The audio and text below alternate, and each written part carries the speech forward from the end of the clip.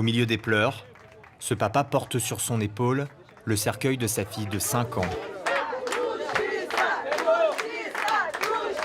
Justice pour Eloa, un message martelé par sa famille depuis que l'enfant a été victime d'une balle perdue.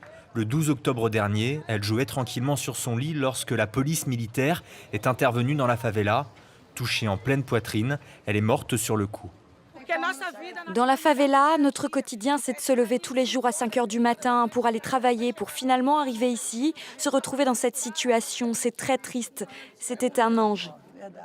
La tristesse, le recueillement au moment de l'enterrement laisse place très vite à la colère.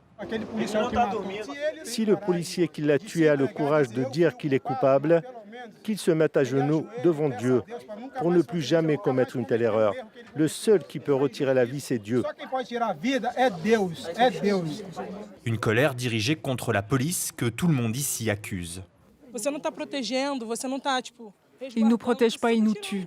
Aujourd'hui, c'est eux qui pleurent. Et demain, ça pourrait être moi. J'ai une fille de 6 ans.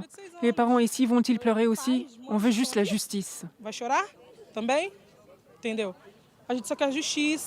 Si les mots sont si durs, c'est parce qu'Eloa n'est pas le seul enfant tué par balle dans l'état de Rio ces derniers mois.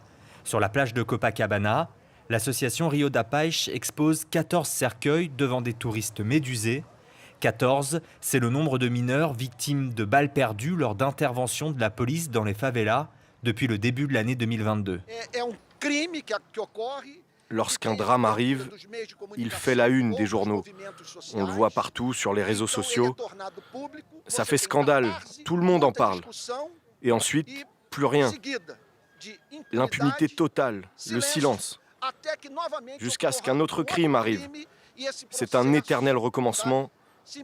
Voilà notre réalité. En tête de cortège, la famille de Thiago, 13 ans. Son papa porte autour du cou les chaussures de foot du jeune garçon tué le 7 août dernier par des tirs de policiers. Sur ces images, diffusées en direct sur les réseaux sociaux, cet habitant parle d'une exécution. En face, les agents évoquent la légitime défense.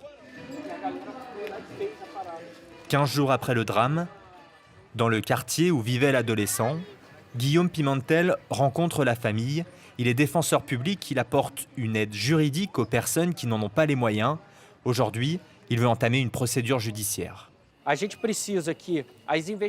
On va s'assurer que l'enquête avance bien, que des mesures soient prises contre les responsables de cet acte et que la famille soit indemnisée pour ce qu'il s'est passé. On sait que l'argent ne va pas ramener Thiago, mais l'État doit payer pour ce qu'il a fait.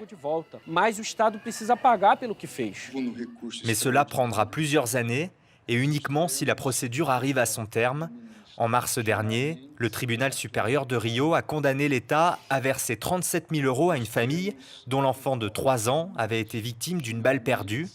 9 ans après les faits, au sommet de l'État, aucune communication officielle. Le président Lula a attendu 3 jours pour finalement s'exprimer sur la mort de Thiago. La police doit savoir faire la différence entre un pauvre et un bandit.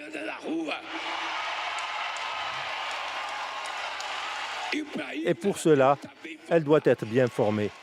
Sous la pression médiatique, fait rare, la police militaire de l'État a elle aussi décidé de réagir.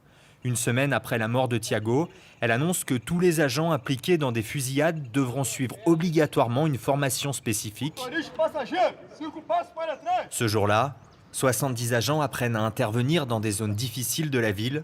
Certains d'entre eux faisaient partie des commandos mis en cause, le tout devant les caméras des médias brésiliens invités spécialement pour l'événement. La police militaire de Rio de Janeiro intervient dans des conditions auxquelles aucune police du monde n'est confrontée. Aucune police du monde n'a confisqué 370 armes de guerre depuis le début de l'année. Nous avons arrêté plus de 20 000 criminels et ce ne sont jamais nos équipes qui choisissent de tirer sur ces criminels. Nous avons besoin d'améliorer constamment nos techniques d'intervention et nos entraînements pour réussir à faire face à des conditions aussi difficiles.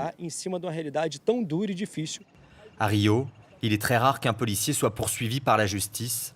En juin dernier, 3 d'entre eux ont été condamnés à des peines allant jusqu'à 21 ans de prison pour avoir tué un jeune homme de 16 ans.